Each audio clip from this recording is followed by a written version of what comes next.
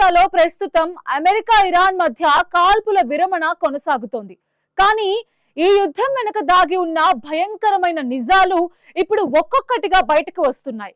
Iran ను సైనికంగా కుంగదీశామని, చర్చలకు వచ్చేలా చేశామని డొనాల్డ్ ట్రంప్ సర్కార్ చెప్తోంది. కానీ వాస్తవంగా ఇరాన్ కొట్టిన దెబ్బకి అమెరికా గజగజ వణికిపోయింది.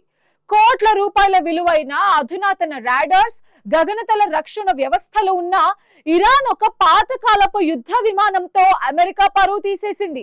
బయటకు చెప్తున్న దానికంటే అమెరికాకు జరిగిన నష్టం ఊహాతీతమని తెలుస్తోంది.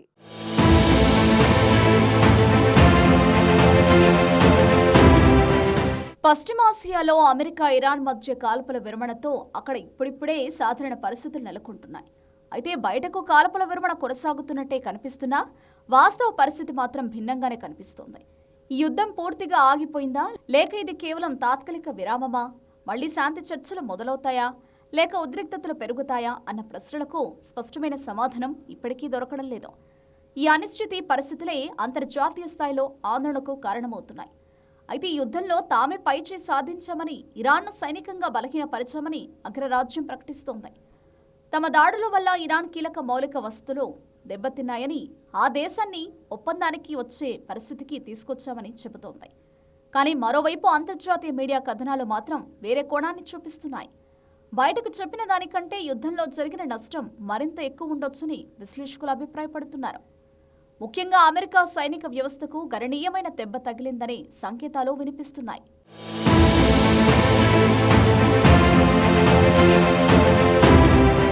ఫిబ్రవరి 28న అమెరికా, ఇజ్రాయెల్ కలిసి ఇరాన్పై భారీ స్థాయిలో దాడులు ప్రారంభించాయి. అణు కార్యక్రమాలు, సైనిక కేంద్రాలు, ఆయుధ నిల్వలను లక్ష్యంగా చేసుకుని దాడులు జరిగాయి. అయితే ఇరాన్ వెనుకడుగు వేయకుండా ప్రతీకార దాడులు ప్రారంభించింది. గల్ఫ్ ప్రాంతంలో ఉన్న అమెరికా స్థావరాలను లక్ష్యంగా చేసుకుని దాడులు ప్రారంభించింది. ముఖ్యంగా కమాండ్ సెంటర్లు, ఆయుధ నిల్వ కేంద్రాలు, విమానాశ్రయాలు, రన్వేలు, రాడార్ వ్యవస్థలు వంటి కీలక మౌలిక వస్తువులను లక్ష్యంగా చేసుకుంది. ఇది ఈ యుద్ధంలో కీలక మలుపుగా మారింది. ప్రపంచంలో అత్యాధునిక సైనిక సాంకేతికత కలిగిన దేశంగా అమెరికా గుర్తింపు పొందింది.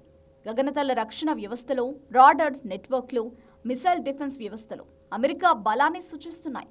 అయితే ఇలాంటి వ్యవస్థల మధ్యలో కూడా ఇరాన్ తన దాడులను విజయవంతంగా అమలు చేయడం ఆశ్చర్యానికి గురిచేస్తుంది.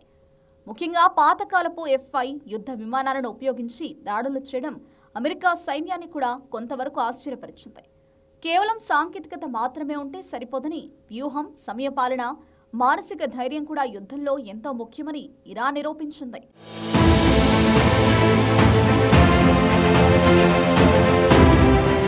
అయితే ఇరాన్ చేసిన దాడుల్లో జరిగిన అసలు నష్టం ఎంత అన్న విషయంపై ఇప్పటివరకు పూర్తి స్పష్టత లేదు. అమెరికా అధికారికంగా పూర్తి వివరాలు వెల్లడించలేదు.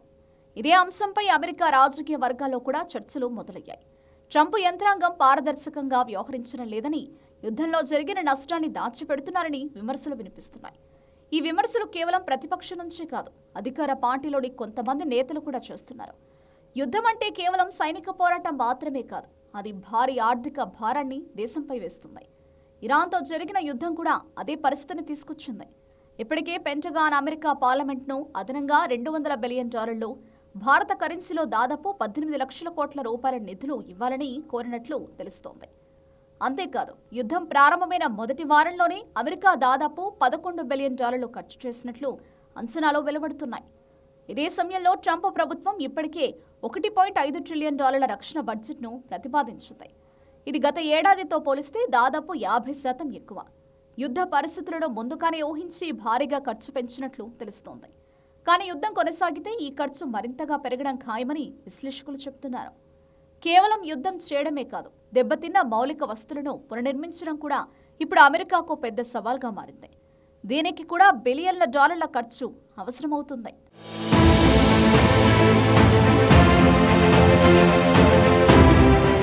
అమెరికా ప్రపంచంలో అత్యంత శక్తివంతమైన దేశమైనప్పటికీ ఈ యుద్ధం దానికి గణనీయమైన ఆర్థిక, సైనిక ఒత్తిడిని తీసుకొచ్చింది. అయితే ఆ ఒత్తిడిని అమెరికా పూర్తిగా బయటకు చెప్పలేని పరిస్థితిలో ఉంది. తమ ప్రతిష్టపై ప్రభావం చూపే అవకాశం ఉండడంతో అమెరికా అధికారిక ప్రకటనలో విజయం గురించి ఎక్కువగా చెబుతుండగా, అసలు నష్టం గురించి మాత్రం మౌనం పాటిస్తున్నట్లు కనిపిస్తోంది. మరోవైపు ఇరాన్ కూడా పూర్తిగా వెనక్కి తగ్గే పరిస్థితిలో లేదు. తమపై జరిగిన దాడులకు సమాధానం ఇచ్చామని, అమెరికాను గట్టిగా ఎదిరించామని ప్రకటిస్తోంది. ఈ పరిస్థితిలో ఇరు దేశాలు కూడా తమ తమ ప్రజలకు ప్రపంచానికి బలంగా కనిపించాలని ప్రయత్నిస్తున్నాయి. కానీ వాస్తవానికి మాత్రం ఇరు పక్షాలకు నష్టం జరిగిందనే విషయం స్పష్టంగా తెలుస్తోంది. ప్రపంచంలోనే తామే సూపర్ పవర్ అని చెప్పుకునే అమెరికా ఇరాన్ లాంటి దేశం చేతిలో దెబ్బతిన్నామని ఒప్పుకుంటే అది అంతర్జాతీయంగా పరువు తక్కువ అవుతుందని భావిస్తోంది.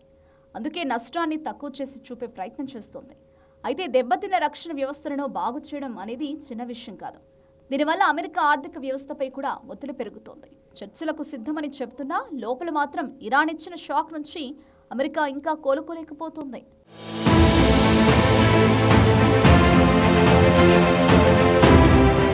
ప్రస్తుతం ఉన్న కాల్పుల విరమణ ఒక తాత్కాలిక విరామంలా కనిపిస్తుంది. శాంతి చర్చలు జరుగుతాయా లేక మళ్లీ యుద్ధం చెలరేగుతుందా అన్నది పూర్తిగా రాజకీయ నిర్ణయాలపై ఆధారపడి ఉంటుంది. మొత్తానికి అమెరికా ఇరాన్ యుద్ధం ఎవరికి ఎక్కువ నష్టం చేసిందన్నది ఇప్పుడు స్పష్టమవుతోంది. ఆయుధ బలం ఉన్నా వ్యూహ బలంలో ఇరాన్ పైచే సాధించినట్లు కనిపిస్తోంది. ట్రంప్ ప్రభుత్వం ఎప్పటికైనా వాస్తవాలను బయటపడుతుందా లేక ఈ 18 లక్షల కోట్ల భారాన్ని సామాన్య అమెరికన్లపై వేస్తుందా అనేది వేచి చూడాలి. యుద్ధం ఎంతకాలం కొనసాగినా దాని ప్రభావం మాత్రం చాలా కాలం ప్రపంచాన్ని వెంటాడుతుంది.